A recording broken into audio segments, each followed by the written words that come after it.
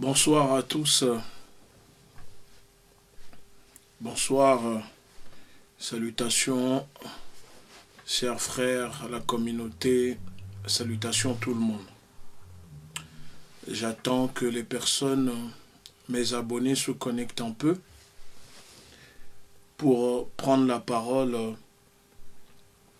Ce n'était pas prévu que je parle, mais je me dois de le faire. Donc j'attends que les gens se connectent un peu.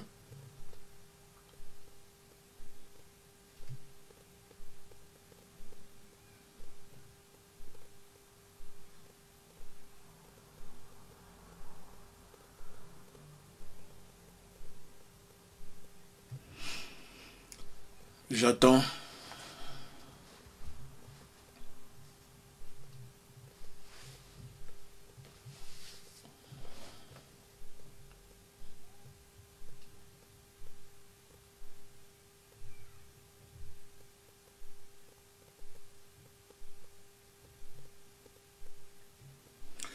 Je souhaitais ce soir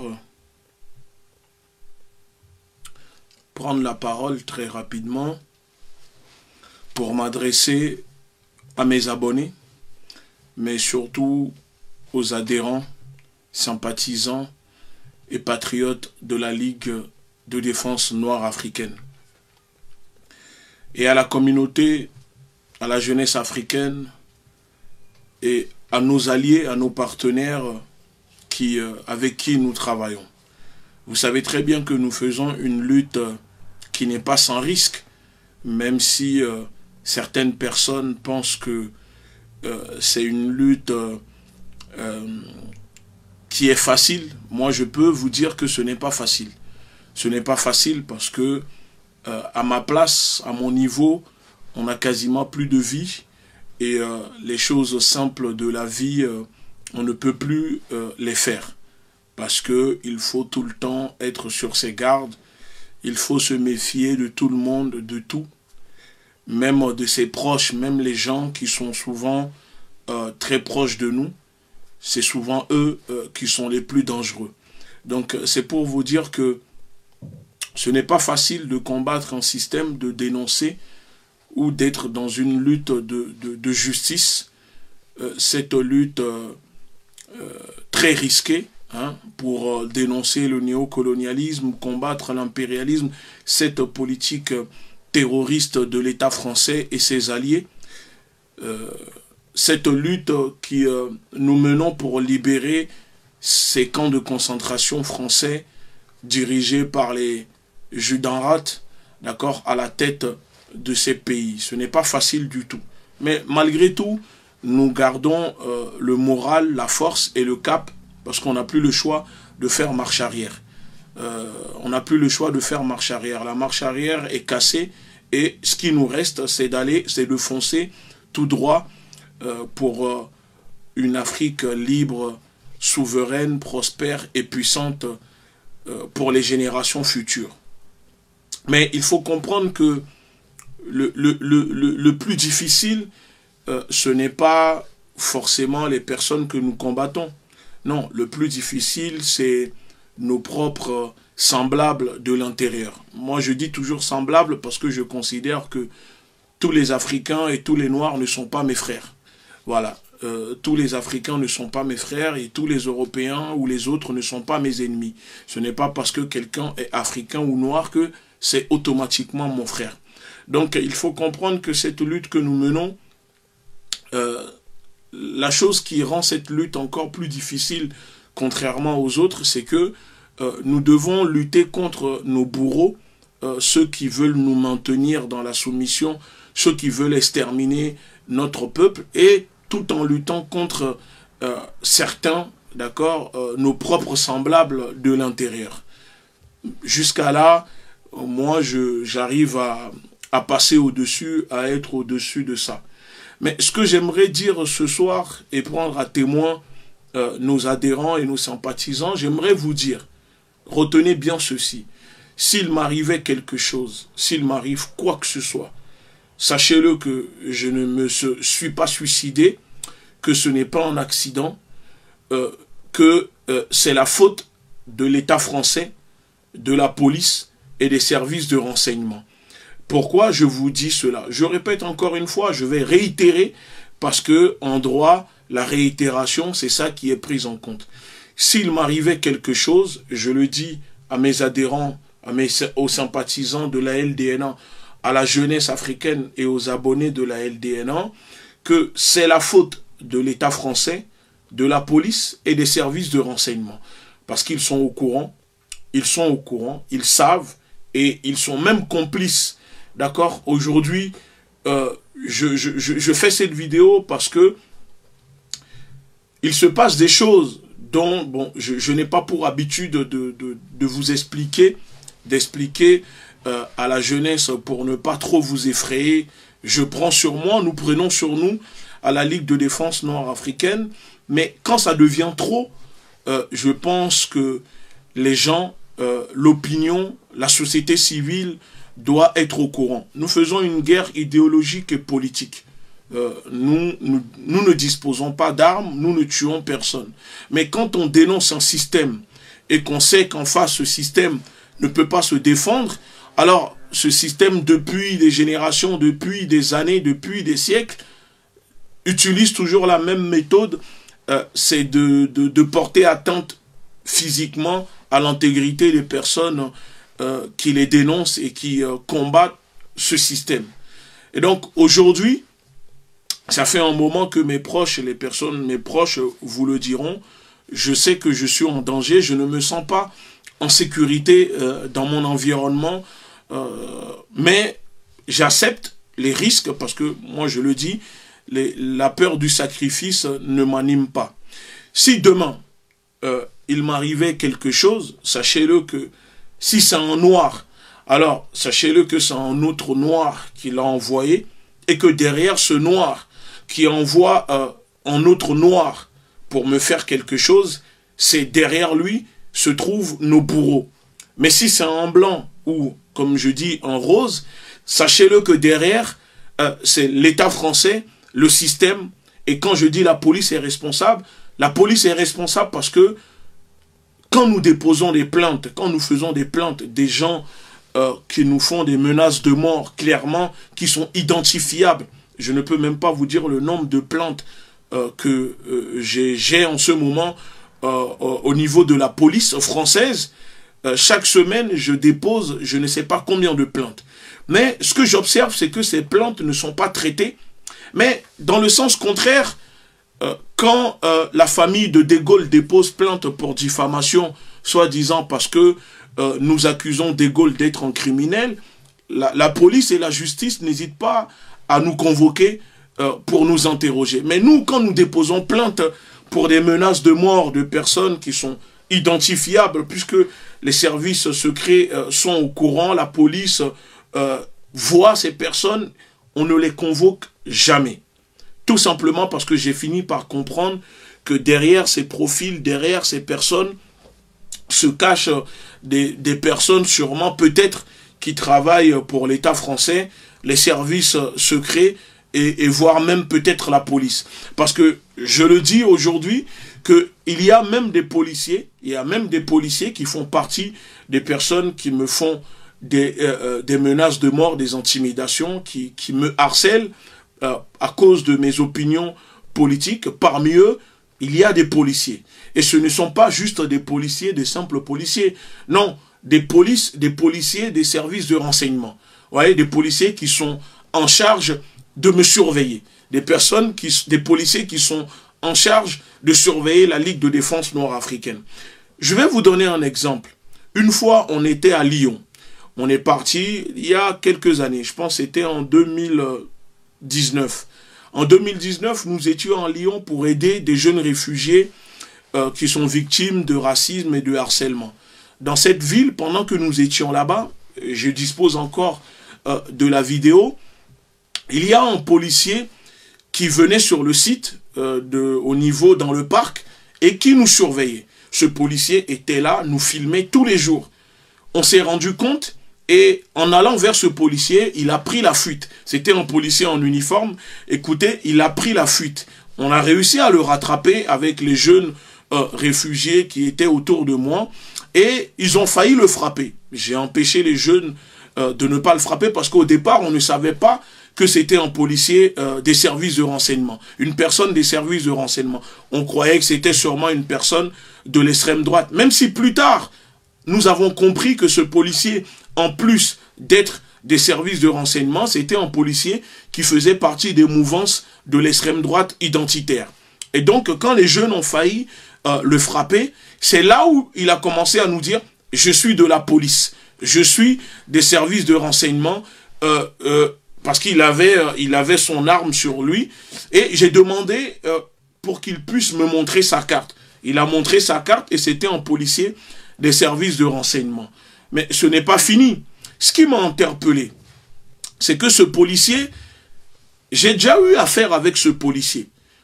J'ai déjà eu affaire avec lui des années en arrière, des années en arrière. Ce policier fait partie d'un groupe de policiers qui ont modifié, je vous dis, qui ont modifié mon audition une fois où j'étais en garde à vue quand j'avais 17 ans. C'était ces policiers qui ont modifié mon audition pour me faire passer devant la justice, pour que la justice me condamne. J'avais déjà eu affaire au fait avec ces policiers parce que je me souviens très bien que quand ils m'ont interpellé, la première des choses qu'ils m'ont dit à l'époque, hein, des années en arrière, c'était qu'on n'aimait pas ta gueule et qu'on allait t'envoyer en prison. Tu n'as pas honte de dire que tu es français. En plus d'être un macaque, tu dois retourner dans ton pays.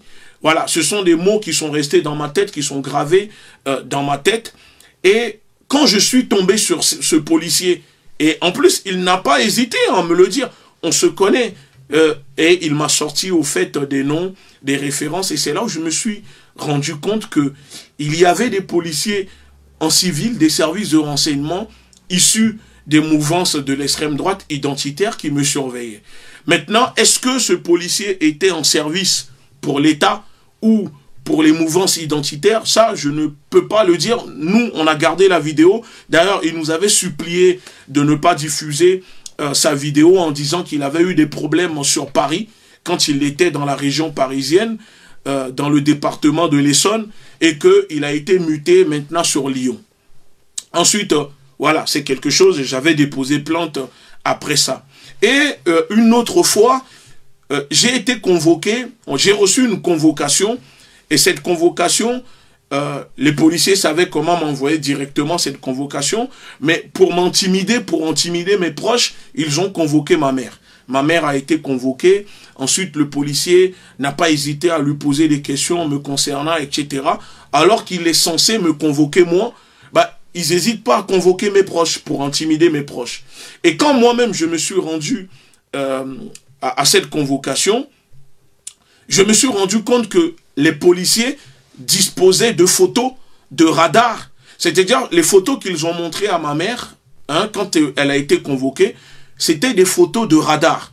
Normalement, les radars sont censés flasher des gens qui font des excès de vitesse ou autres, mais je me suis rendu compte que les radars me prenaient en photo la voiture dans laquelle je me trouvais et que les photos sorties dans le bureau de ce policier, c'était des photos de radar sur la route. Et donc, j'ai compris à l'instant que même quand je me déplace dans une voiture, les radars me prenaient en photo, sûrement pour les services de renseignement. Au-delà de ça, la dernière fois quand nous étions devant le ministère des Armées, parmi les policiers et les services de renseignement qui sont venus envoyés par la préfecture, vous avez pu le voir sur la vidéo, il y avait un qui était petit, qui essayait de me provoquer, mais bon, moi je n'ai plus le temps pour ça. Mais il y avait un autre que vous n'avez pas vu dans la vidéo, qui ne cessait, à côté, il était à côté, l'équipe, les frères et sœurs qui m'accompagnent étaient là, et qui ne cessait de me faire des intimidations, en mode, est-ce que ta communauté est au courant, nous on sait qui t'es, on a des informations sur toi, et encore une fois, il m'a sorti, il m'a cité le commissariat de l'Essonne. Et je me suis rendu compte à cet instant que ce policier faisait aussi partie de ce groupe de policiers quand j'étais jeune, quand j'avais 17 ans, à qui j'avais eu affaire, qui ont modifié mon audition pour m'envoyer devant le juge. Ils ont clairement modifié mon audition, mes PV, mes propos, pour essayer de me faire condamner. Et je me suis rendu compte que ce policier faisant partie des services de renseignement, était aussi du groupe mis en place pour me surveiller.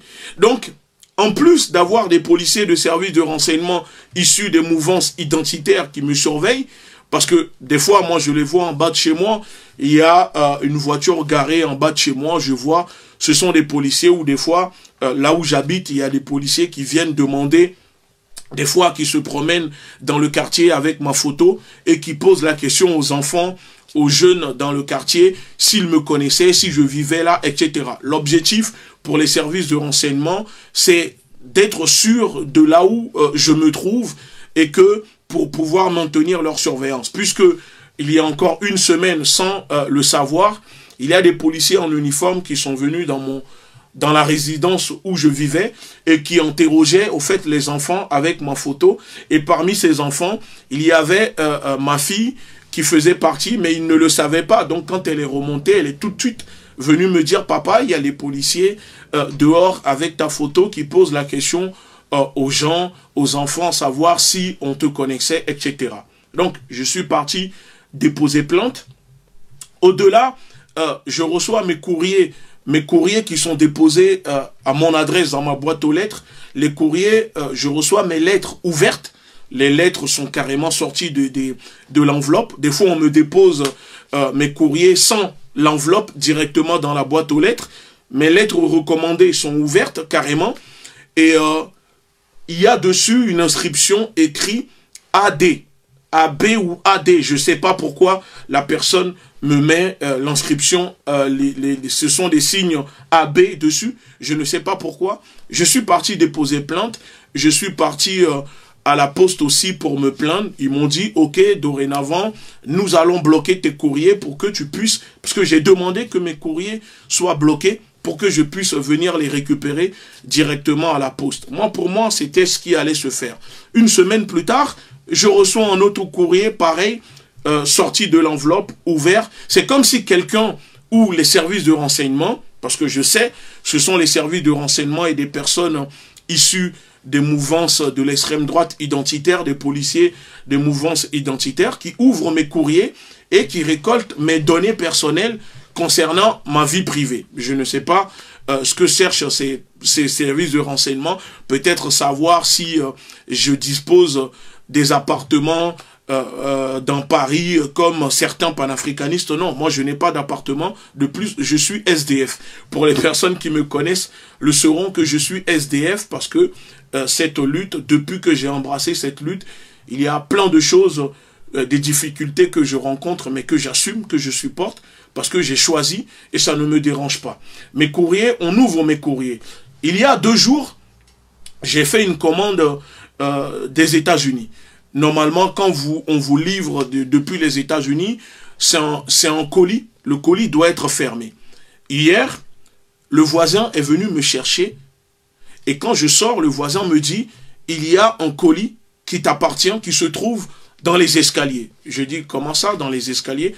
Un colis livré, normalement, c'est fermé, c'est livré par le facteur, et on ne peut pas laisser un colis dans les escaliers. En fait, entre-temps, je me suis rendu compte que mes courriers sont réceptionnés par des personnes des services de renseignement qui ouvrent mes courriers pour récolter les informations. Et il y a 2 jours, le colis arrivé des États-Unis est laissé dans les escaliers chez moi. Le colis a été ouvert, on a sorti le colis et ils se sont rendus compte sûrement qu'il n'y avait rien dedans de très grave. Ils l'ont laissé comme ça dans les escaliers. Et il a fallu que le voisin tombe sur le colis. J'ai les photos, hein, je pourrais vous montrer les photos. Et que je retrouve mes colis déposés dans les escaliers ouverts. Je suis parti déposer plainte. En plus des menaces, des intimidations que je reçois, les appels sur mon téléphone, etc. Ou comme il y a quelques jours, quand nous avons fait arrêter le producteur pédopornographique au Togo, Arnaud Klein, je commence à recevoir des appels liés à l'arrestation. j'ai déposé plainte, mais aujourd'hui, j'en parle parce que il y a tellement de choses que je peux pas vous expliquer. Si là, je décide de faire ce témoignage dans ce direct, c'est pour alerter au fait les gens, l'opinion publique, la société civile, les adhérents, les sympathisants, pour dire que quand on combat un système, ce système n'hésite pas à utiliser les moyens les plus fallacieux pour détruire une personne.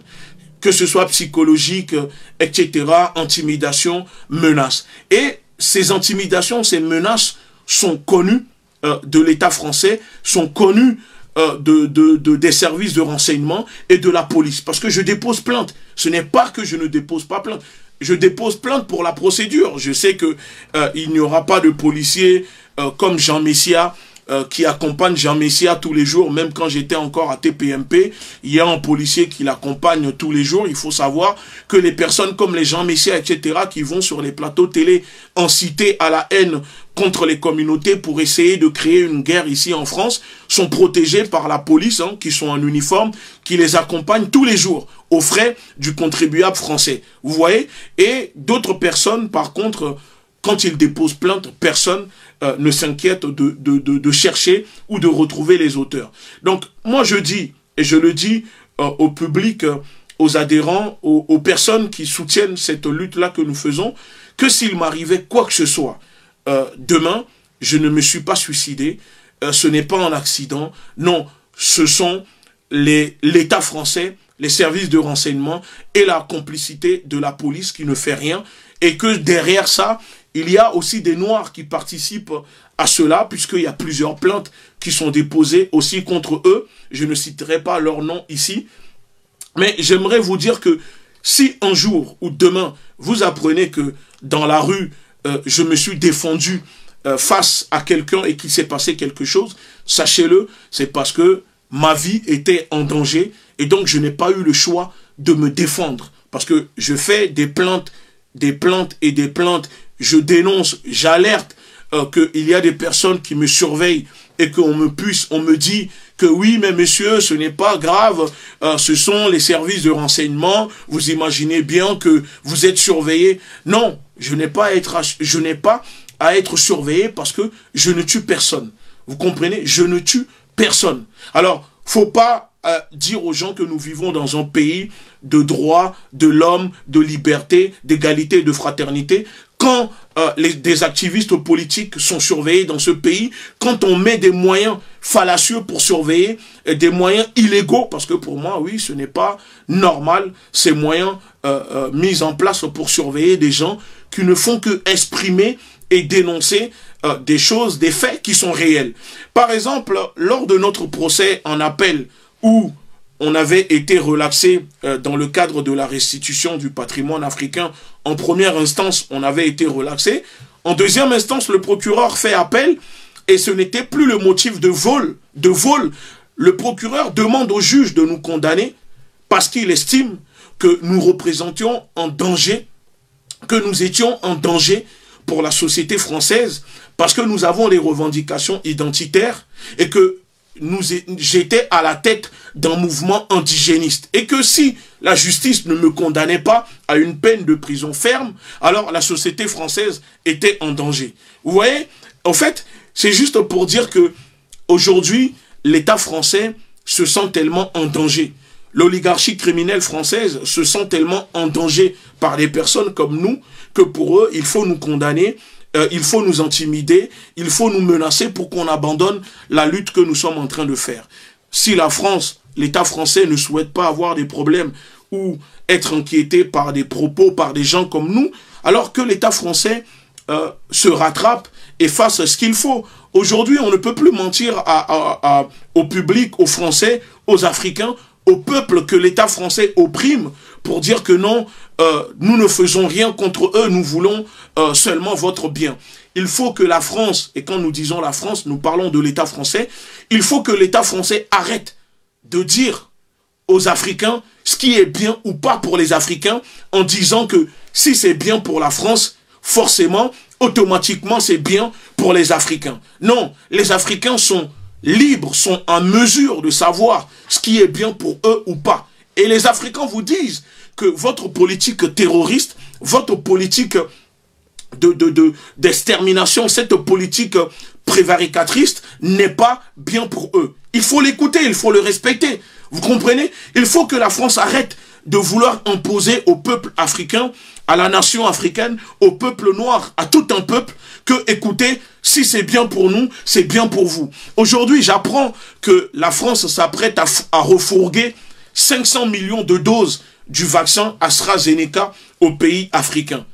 Mais la France ne veut pas de ce vaccin. L'Europe ne veut plus de ce vaccin, mais on veut refourguer ces vaccins au continent africain. Et on n'a pas le droit de s'indigner. Vous voyez, quand on pense que ce vaccin doit être maintenu à une température des fois jusqu'à de moins 30, de moins 60, les pays africains n'ont pas de structure, de matériel pour stocker ces vaccins. Ils ne sont même pas informatisés. Comment les pays africains vont faire pour garder ces doses que l'Europe, les Occidentaux eux-mêmes ne veulent pas pour les injecter aux Africains? Et quand nous allons dénoncer cela, les gens disent que nous sommes des suprémacistes, nous sommes des extrémistes. Je suis désolé, il faut un moment voir la vérité. La France ne peut pas continuer à décider pour les Africains sans les Africains. Tout ce qui est décidé pour le peuple africain, le peuple noir, sans eux, c'est contre nous. Vous comprenez? Et ce n'est pas une lutte de couleur. Nous ne sommes pas dans une lutte de couleur. Donc aujourd'hui, la surveillance mise en place par l'État français contre ma personne, les menaces de mort que je reçois. Je vais vous dire une chose. Tellement que je reçois des menaces de mort, oui, je suis désolé de le dire, mais c'est l'ambassade du Venezuela qui me protège. Est-ce que c'est normal qu'il y a 54 pays sur le continent africain et que c'est l'État vénézuélien qui m'apporte protection, qui m'apporte, ce n'est pas normal, vous comprenez ou pas? Parce qu'il y a des choses que je ne peux pas vous dire ouvertement. Donc quand j'entends des choses qui se disent, moi ça me fait sourire, parce qu'aujourd'hui je n'ai plus de vie. Je n'ai plus de vie. Je vis sur le qui-vive.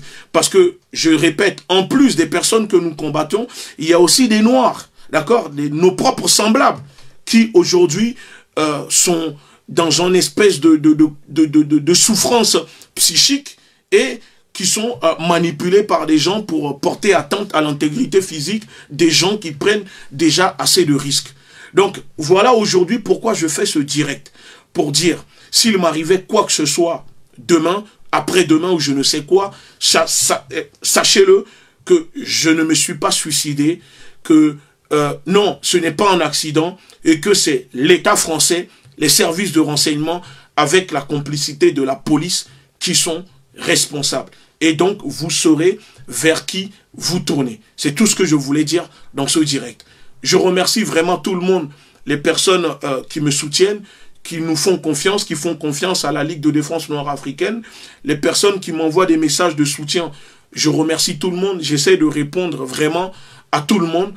Je sais que je mets du temps à répondre, mais sachez-le que nous sommes ensemble. Et s'il y a des personnes qui veulent m'apporter de leur soutien, qui veulent m'apporter, qui veulent m'envoyer des messages, mon numéro est disponible sur ma page où je vous le donne en direct, +33 53 72 18 31. Je réponds à tout le monde, je parle avec tout le monde, que vous soyez africain, européen, noir, pas noir, je réponds à tout le monde. Tant que vous venez dans le but de soutenir la lutte et qu'on puisse travailler ensemble, vous êtes les bienvenus.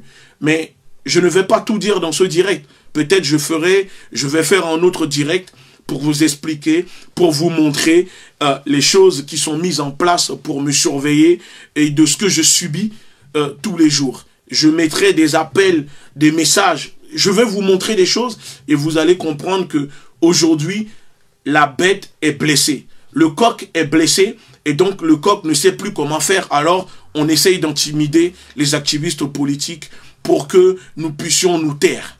Merci beaucoup à tous. Bonne soirée. À très bientôt. Vive la lutte. À bas l'impérialisme. À bas le néocolonialisme. Les peuples vaincront. Unité, détermination, révolution. Merci beaucoup.